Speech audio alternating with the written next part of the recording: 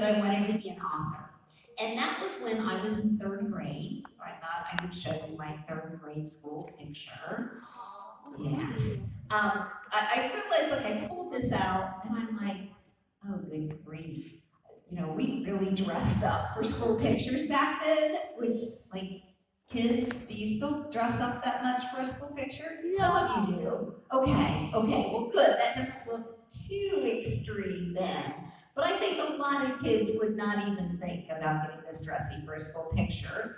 So it's kind of not representative of what I was like as a third grader.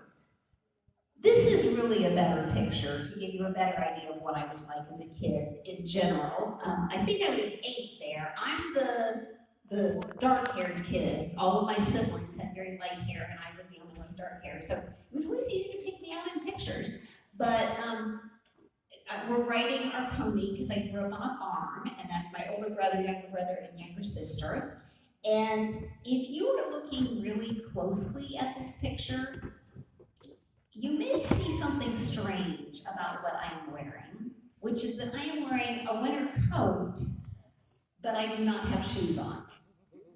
And sometimes when I show this picture at presentations, kids get a little worried that maybe I did not own shoes. So I want to assure you, I did have shoes. I just did not feel that they were necessary, ever.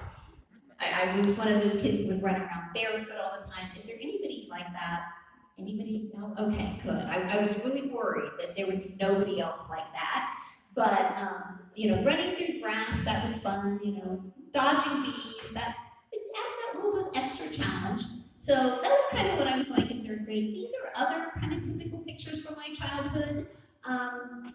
I was in 4-H. Growing up on a farm, I was in 4-H. I showed hogs in the county fair.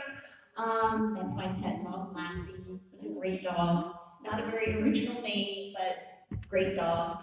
And then that is me and then my younger brother and younger sister when we were a little bit older, and you will notice that we were all holding books, which was a very typical thing for us because we were all huge bookworms.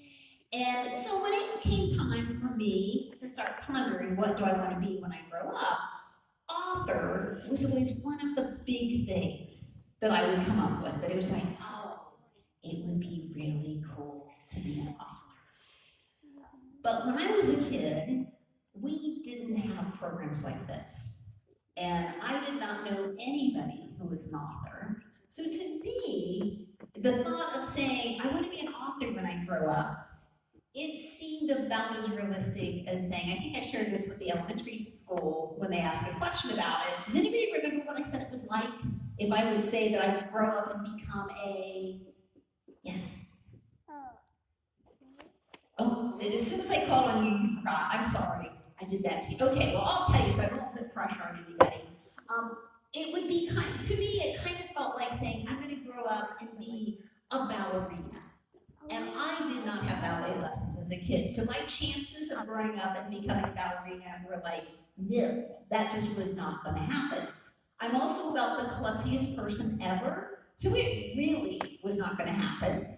And I kind of thought becoming an author was like that it was just outside the realm of possibility. And part of it was growing up in Washington Courthouse, Ohio.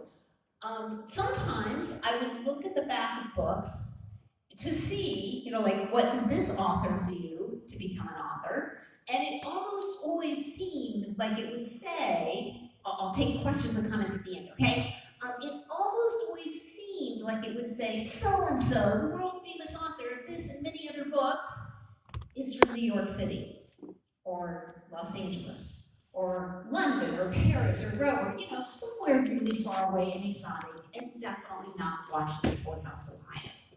So when I go to small towns, I always like to say, it doesn't matter where you're from to become an author. And in fact, it's a good thing to have voices from all sorts of backgrounds represented in literature, because that way, one of the great things about books is that it lets people share and see how people are like them, what different lives you're like. It's wonderful to have lots of different places represented. So I needed to kind of get over that sense that because I grew up in a fairly remote area, that it was going to be impossible for me to become an author. But realizing that it was kind of an impractical goal to have, when I went to college at my university, which is in Oxford, Ohio, I kind of hedged my bets a little bit. That I studied creative writing, which is kind of basically learning how to write novels, fiction in general. And I also studied journalism because I thought it would be really nice to get paid to write. And if I'm working for a newspaper, that would be a way I would get a lot of writing experience, and hopefully I would get paid for it. Maybe not a lot, but enough that I could live on. And so when I got out of college, the first job that I took was in Fort Wayne, Indiana. I worked at the Journal-Gazette newspaper there, and I worked as a copy editor, so I was basically proofreading other people's writing. What? And then very quickly I moved to Indianapolis, where I was working as a reporter, and it was really great to get constant experience writing. It was also really good that I was meeting all sorts of different people, and you could ask them really nosy questions. And they did, well, sometimes they minded, but for the most part, they were like, oh, okay, we'll tell you. We know why you're asking, because you're going to be writing a story about me. I'll tell you this. And it was really interesting to me how often I would start an interview with somebody, and they would say, oh, I don't know why you're interviewing me. There's nothing interesting about me. This is going to be a really boring story. And then they would start telling me all this stuff that had happened to them, or all this stuff that they had done, and I was just in amazement that so often those were the more interesting people than the people who thought that I should be writing a story about them. So that was kind of interesting.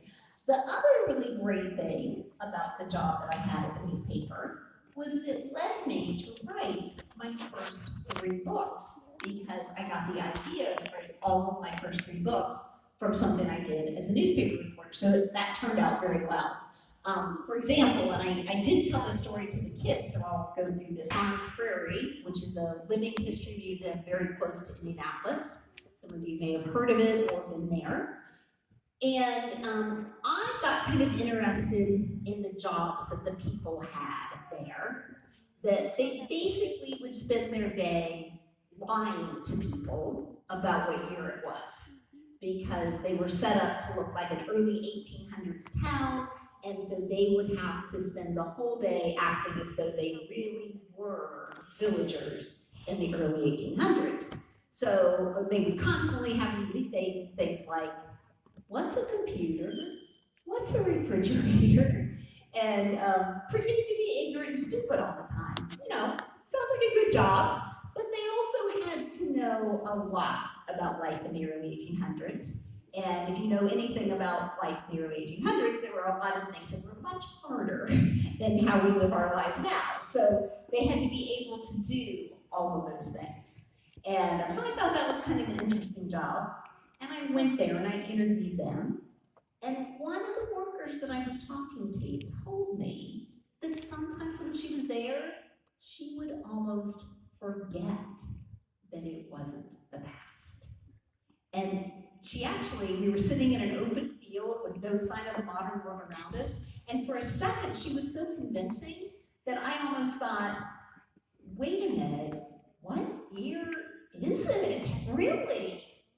So long after I wrote the article about her and the other workers, I kept thinking about that moment, and I started imagining what would happen if there was a place where there were kids growing up, and it was set up to look like the past, and the adults in the village weren't even telling the kids the truth about what Europe really was.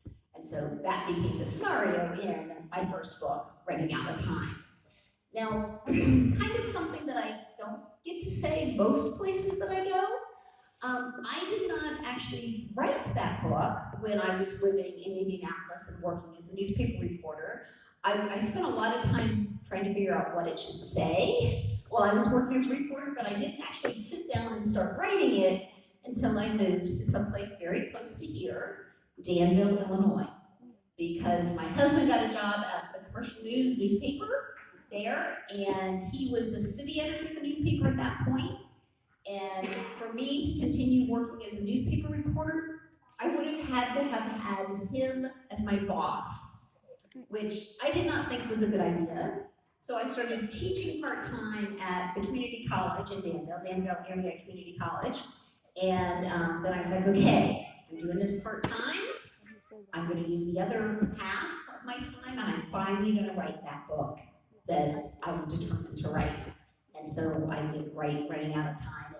And I could stop right there and make it sound like it was really easy, but what really happened was there was like 2.5 years of me trying to get it published and getting rejected, and trying again and getting rejected, and trying again and getting rejected. So I was very happy when finally I did have it accepted to be published. After that, there were many years I was trying to work about my kids' schedules to figure out when I would have writing time, and I have now written 50 books. So that's kind of the whole collection, everything all together. The other thing that I really love about my job is that I've gotten to have lots of travel. I counted this up recently because somebody wanted to know the official statistic. And I have spoken about my books in 43 of the 50 states. And I told this to another group of school children. They're like, oh, you gotta get the last 7, pretty much. So I'm going to Maine next year, but obviously that still leaves 6. So I'm gonna have to work that out. And I've also done talks about my books in China, Germany, Spain, and Honduras. And then I've also done a lot of virtual visits kind of all over the world. And it's always kind of sad. Like I was talking to Costa Rica and I was thinking, oh, I wish this were an in-person visit instead of just over Zoom. Not quite the same. But this is kind of the collection. You'll see this picture again. And now I'm up to the part where I promised the elementary school kids that I would do this. I was telling a little bit about my newest series, which is the Mysteries of Trash and Treasure. And it starts out with the book, The Secret Letters. And it is about 2 kids named Colin and Nevaeh, who are both the children of parents who own their own junk removal companies. And in both cases, they have very different attitudes. Colin's mom and Nevaeh's dad have very different attitudes toward junk. Nevaeh's dad is what is called the junk king, and he's pretty much like, you got junk?